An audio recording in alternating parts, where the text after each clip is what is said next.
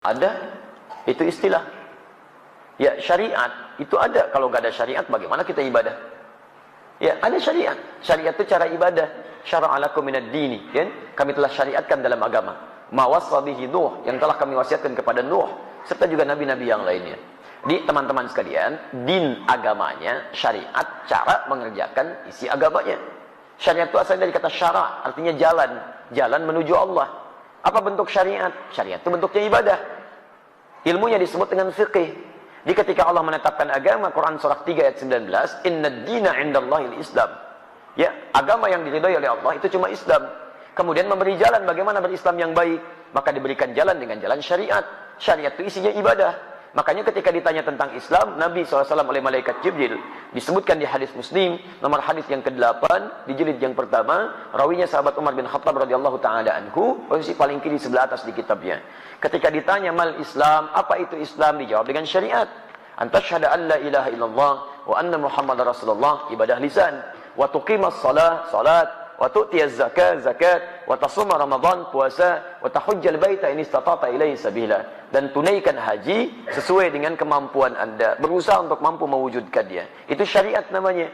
Jadi kalau disebutkan syariat itu maksudnya salat, maksudnya puasa, maksudnya haji. Jadi kalau ada bahasa menegakkan syariat Islam, harus. Kalau ada yang nggak mau menegakkan syariat Islam, namanya bukan orang Islam.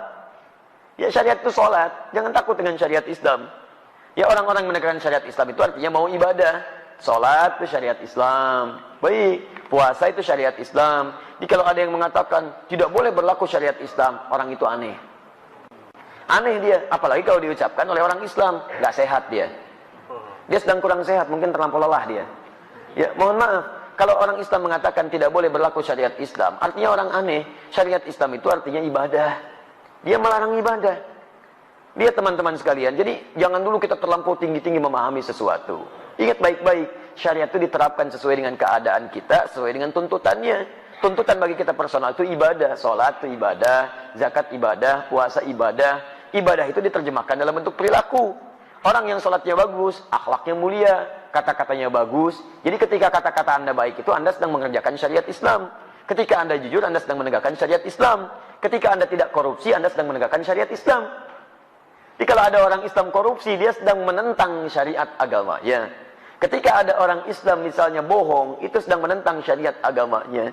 Jadi kalau syariat dipraktikkan, aman kehidupan dunia ini. Aman. Coba lihat, di Islam itu bunuh saja satu orang. Kata Al-Quran, lihat ya, Quran surah misalnya. Kita ambil Quran surah keempat An-Nisa dari ayat 92. Bahkan 90 sampai 92-nya. Itu kalau orang paham baca ayat ini, maaf ya, lihat baik-baik. Wa may yaqtul mu'minan muta'ammida fajaza'uhu jahannam.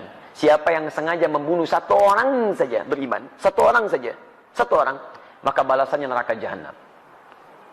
Awas, khalidan fiha, kekal di dalamnya. Wa ghadiballahu alaihi, Allah murka kepadanya. Wa la'anahu, dilaknat dia. Wa 'adda lahu 'adzaban 'azima.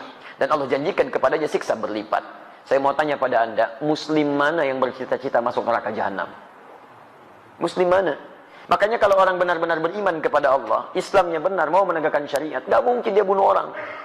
Mustahil. Demi Allah saya katakan mustahil. Karena ketika mau bunuh, taruhannya neraka jahanam.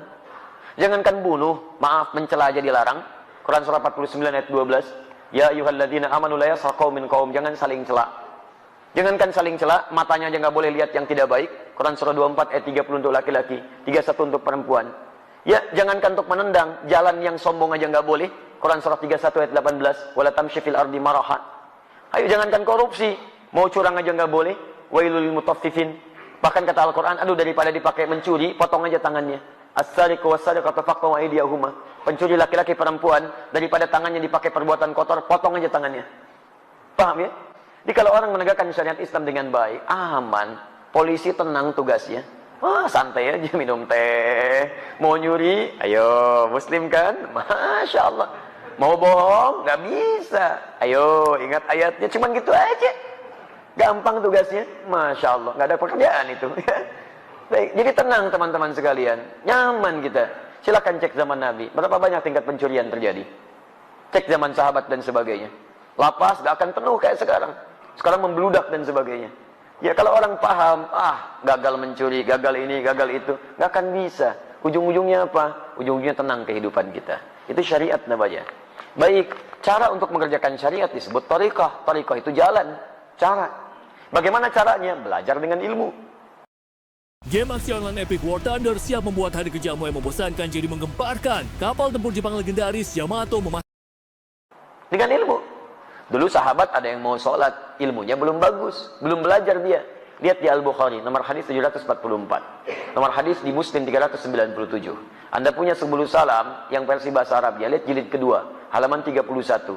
Perhatikan bagaimana seorang bernama Khalad bin Rafi Az-Zuraiqi sholat di masjid Nabi, di samping Nabi. Selesai sholat datang pada Nabi. Fa'atan Nabiya sallallahu alaihi wasallam faqala assalamu alaik, salamu alaik ya Rasulullah. Kata Rasulullah SAW, wa'alaikassalam warahmatullah. Irji' salli fa innaka lam tusalli. Balik lagi sholat karena Anda belum sholat. 3 kali dia mengerjakan, 3 kali Nabi mengatakan, sholat lagi Anda belum sholat. Dia berkata, ya Rasulullah, ma'uhsinu ghairah. Saya nggak bisa lebih bagus lagi daripada ini. Alimni, tolong ajarkan saya. Masalahnya, dia tidak belajar dengan baik. Thariqah sholatnya, cara sholatnya tidak seperti Nabi mengajarkan. Maka dari itu diajarkan oleh Nabi, idza qumta ila shalah, kalau kamu pengen salatnya bagus, lihat asbighul wudu, sempurnakan wudu. Tsumma istaqbilil qiblah, menghadap kiblat yang benar. Kemudian takbir sampai dengan salam. Diajarkan oleh Nabi. Di thariqah itu cara beribadah dengan baik. Caranya bagaimana? Belajar berilmu. Maka turun ayat-ayat tentang belajar. Nabi aja belajar. Turun Quran 96 ayat 1 sampai 5. Iqra bismi rabbikal ladzi khalaq. Turun Quran surah 9 ayat 122. Wa ma kana al-mu'minuna liyanfiru kaffah. Falaula nafara min kulli firqatin minhum ta'ifah liyatafaqahu fid din. Turun Quran surah 58 ayat ke-11. Ya ayyuhalladzina amanu idza qila lakum tafassahu fil majalis fafsahu yafsahillahu lakum. Banyak ayat Quran dan hadis mengatakan itu sebuah. Ya, muncul hadis misalnya hadis riwayat Al-Bukhari nomor hadis 71 di Kitabul Ilmi, posisi paling kiri sebelah atas di kitabnya.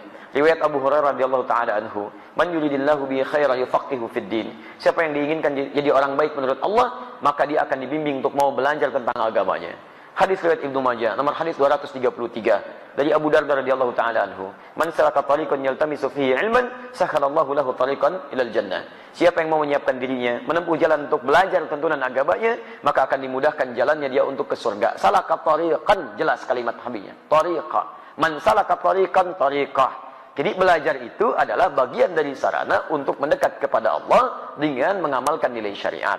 Kalau tariqahnya sudah bagus, syariatnya sudah baik, maka ma'rifah dia. Ma'rifah itu kenal dengan Allah baik, kenal dengan dirinya, kenal tugas-tugas hidupnya. Kalau orang sudah kenal dengan Allah, tahu bagaimana sifat Allah, tahu bagaimana memanggil Allah, tahu bagaimana Allah, maka dirinya akan menegakkan syariat dengan benar, menjauhi hal yang dilarang, menegakkan hal yang diperintahkan. Nih, kalau orang kenal Allah, dia mau minum, dia kenal karena Allah itu melihat dirinya. Maka karena dia tahu Allah melihat dirinya, dia tidak akan pernah menyentuh minuman yang tidak Allah sukai. Karena saat akan disentuh, dia tahu Allah melihat.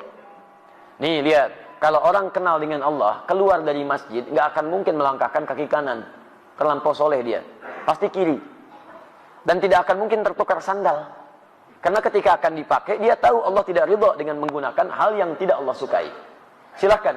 Kalau Anda tidak percaya, hati Anda pun pasti akan menolak. Coba iseng-iseng ya. Begitu keluar dari sini, pakai alas kaki orang lain. Pakai alas kaki orang lain.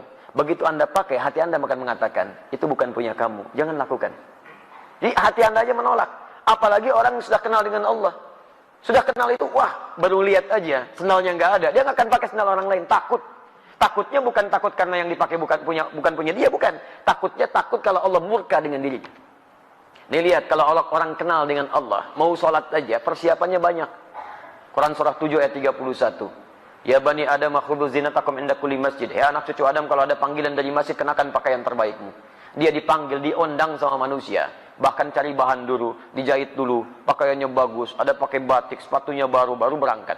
Dipanggil oleh orang manusia, pakaian bagus. Dipanggil oleh yang menciptakan manusia. Bagaimana kira-kira penampilannya? Maka orang yang kenal dengan Allah, dia akan kenakan pakaian terbaiknya. Malu kalau menghadap Allah, pakaiannya tidak disukai oleh Allah Subhanahu wa ta'ala. Malu kalau bacaannya itu kurang bagus di hadapan Allah. Menghadap pada manusia, bacaan ditata. Kadang-kadang bikin konsep. Begitu sudah berhadapan dengan manusia, masih pakai konsep juga. Masya Allah. Bahkan antar pemimpin dunia, satu presiden, masih pakai konsep juga. Takut salah. Ya, takut salah. How can you do that? Masya Allah, lihat misalnya kan, di konsep takut salah, takut keliru. Berhadapan dengan manusia, Anda masih persiapan, maka bagaimana berhadapan dengan Allah? Maka orang yang kenal Allah, dia akan belajar. Takut kalau baca Al-Fatihah masih berantakan. Takut dengan kalimat. Katanya bernuntut dia bahwa pengen minta ibadah, tidak ada persiapan kita maksimal. Itu yang disebut dengan ma'rifah.